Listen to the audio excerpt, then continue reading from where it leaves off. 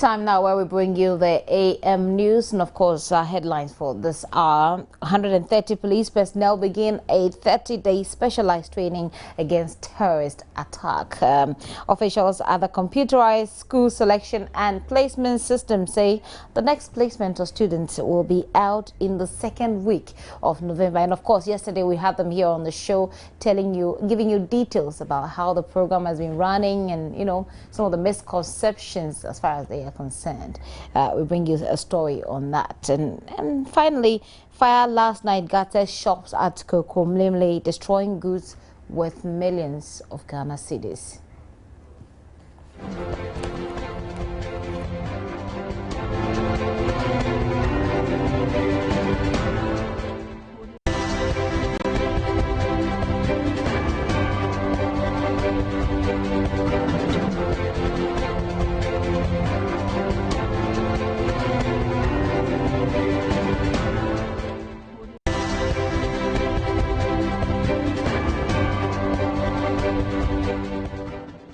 All right, welcome to the details of those stories. Now, 130 police personnel have begun a 30-day specialized training against terrorist attacks.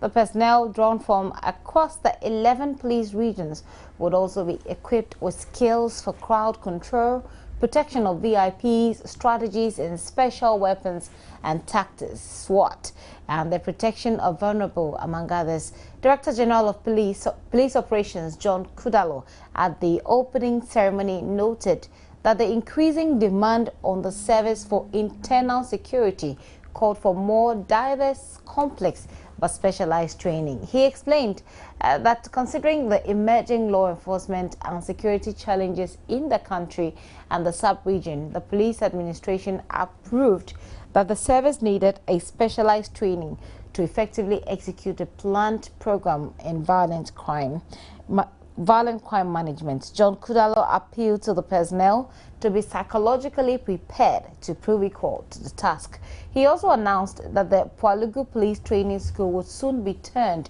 into a specialized police training school. An instructive one there, indeed, following what has been happening in Kenya and some other part of the sub-region. Well, but let's move on with other stories. Now, officials at the computerized school selection and placement system say the next placement of students in senior secondary schools is in the second week of November. The National Coordinator, George Attabuating, is asking parents and guardians whose wards haven't been placed in schools yet to be patient and wait for the second placement. He has been assuring them that there are more vacancies in the schools to place the 174,000 students who haven't yet been placed. The computerized school selections and placement system is a system used by the Ghana Education Service to place qualified basic education certificate examination candidates into senior high schools, technical and vocational institute. Out of the 392,000 candidates who sat for this year's basic education certificate examination, 218,000 candidates who met the selection criteria have been placed in various senior high schools and technical institutions. 174,000 students have so far not received placement, and this has raised concerns among the public. I think this school placement system needs to up and doing, and then make sure that each student is being catered for. The people in charge of the initiative should really come up with some form of statutes that will get all the children in school on time, so some wouldn't have to come at the middle of the term, because when it happens like that, learning becomes very difficult. I think NTC should be up and doing to educate the children, so that if they are posted anywhere they don't like, or they are posted to this particular school, they'll be able to know why they were posted there. But the national coordinator of the placement system, George Attabuating, explains why some students have not been placed yet. The reasons why we have this number reduced is that there are some students who applied to go to certain schools, and because their scores were not that good, they missed out on their 4 choices. But that doesn't mean that the system wouldn't place them. They are going to be placed. But then they have to go to their district or regional directorate of education and then indicate. We've sent the schools per vacancies. So you indicate the school that you want to go into, and then they will send it back to us, and then we place them. He also added that there are more vacancies and such students have to be patient and wait for the second placement. And then we're also going to wait on the heads of institutions, for them to declare, because if you requested for 400 students and 300 students report after this period, then probably there's room for more. So we will gather all these vacancies together and then place more students, and that's where we do the second placement. So all hope is not lost. George Atabuatin said his officer's complaint unit is open to all and will address issues regarding the placement system. All hope is not lost, he says. Now over 50% of the 92,500 applicants from the 2 streams of senior high school graduates seeking admission to public universities this academic year were unsuccessful. According to a Daily Graphic report, the University of Ghana received 48,000 applications but could only admit 17,000. While the University of Health and Allied Sciences could admit only 400 out of 2,500 applicants. Now, the Kwame Nkrumah University of Science and Technology received 42,000 applications but could only admit 10,000. Well, passengers are calling on transport unions in the country to ensure the reduction in the prices of petroleum products reflect accordingly in transport fares. Actually, I don't see how that will happen. But motorists, on the other hand, are worried the decrease is yet to reflect in the prices given them at certain fuel stations, and are asking the NPA to enforce the new prices they have come out with. Transport fares went up by 20% on September 14 following adjustments in the prices of fuel. The increment faced a huge public outcry as many complained the new fares were too much for them to pay. Just before the close of September, the National Petroleum Authority announced a reduction in the prices of petroleum products to take effect on Tuesday, October 1. The price of petrol is to go down by 4.3%, while diesel is to decrease by 2.3% per litre, while LPG is also expected to decline by 2% per kilogram. Some drivers are, however, disappointed the reduction in fuel prices is yet to reflect in the prices given them at some filling stations. They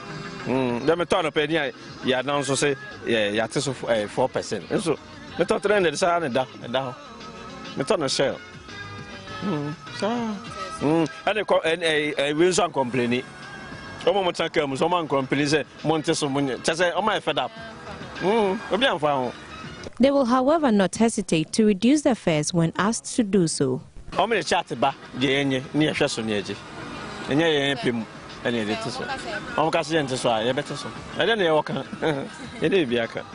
For some passengers, there's as come as good news, trusting transport fares will be equally adjusted.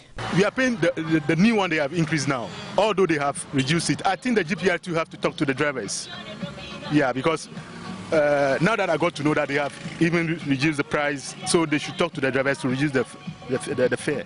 If they will come also talk to the drivers, then to reduce it, but I'm not sure, but they have to be forced, because we are, feeling it. If they will reduce it to the normal, as it is first, then I think things will go well. Meanwhile, the various transport unions are yet to communicate any change in fares following the new development. Abigail Adamakunji for Joy News. Well, so yesterday, taxi drivers in the metropolis hit the streets, protesting moves of the Accra Metropolitan Assembly to get them to join various driver unions in the capital. According to the angry drivers, they offer essential services to the public.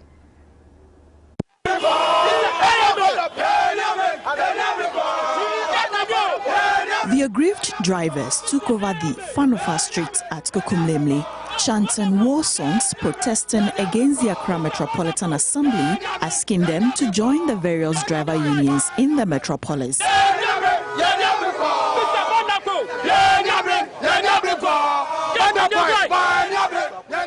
Some drivers we spoke to said the directive was unfair. Young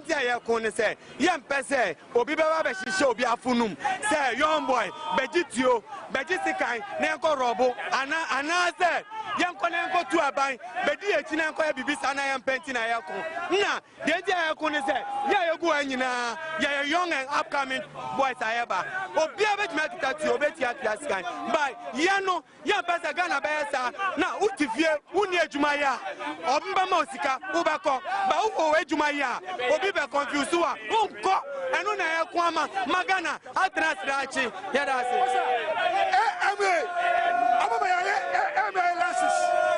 MA Lances, the MA sticker. I'm going to go to the union.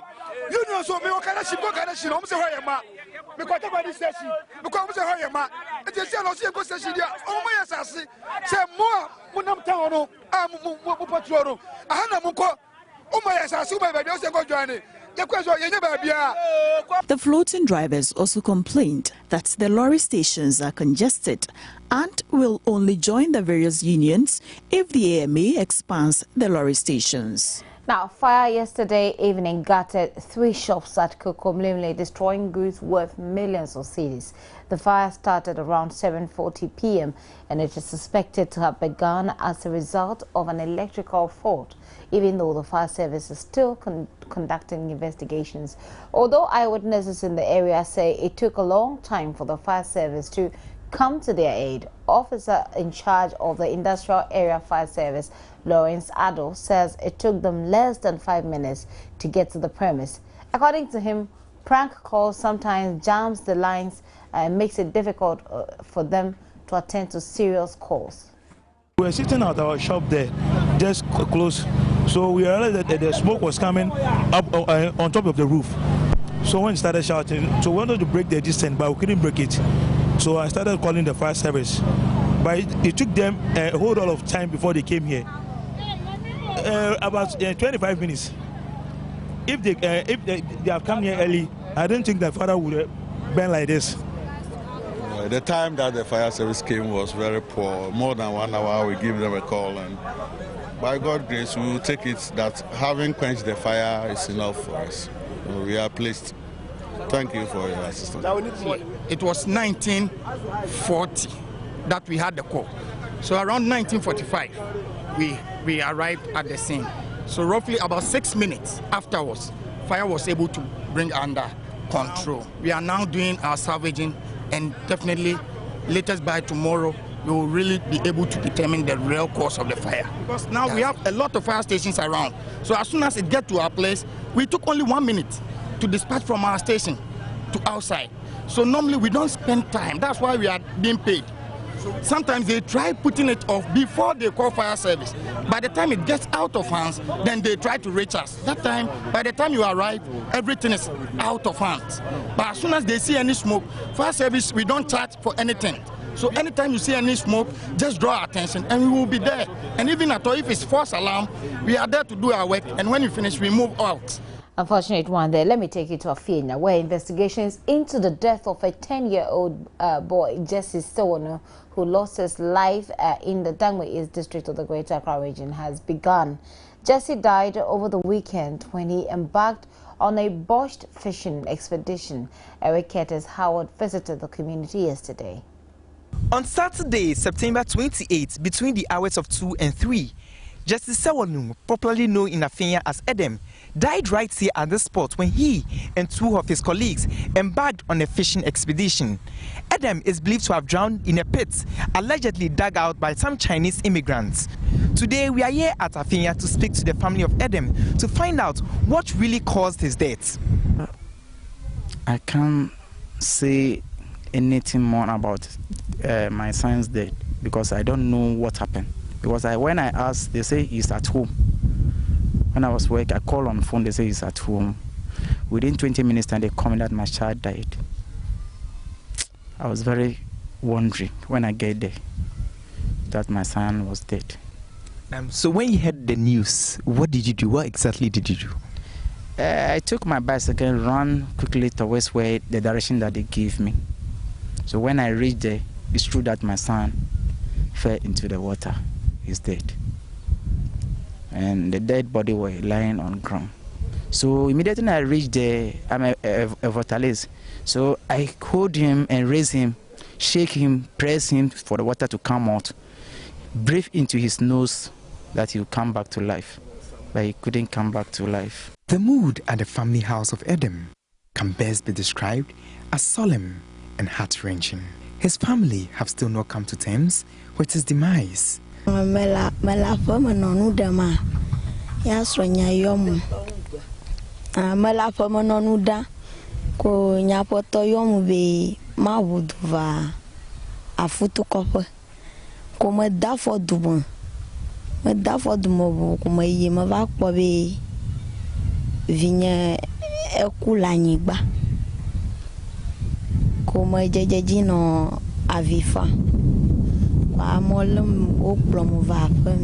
Saturday was the last time Edem's father saw him.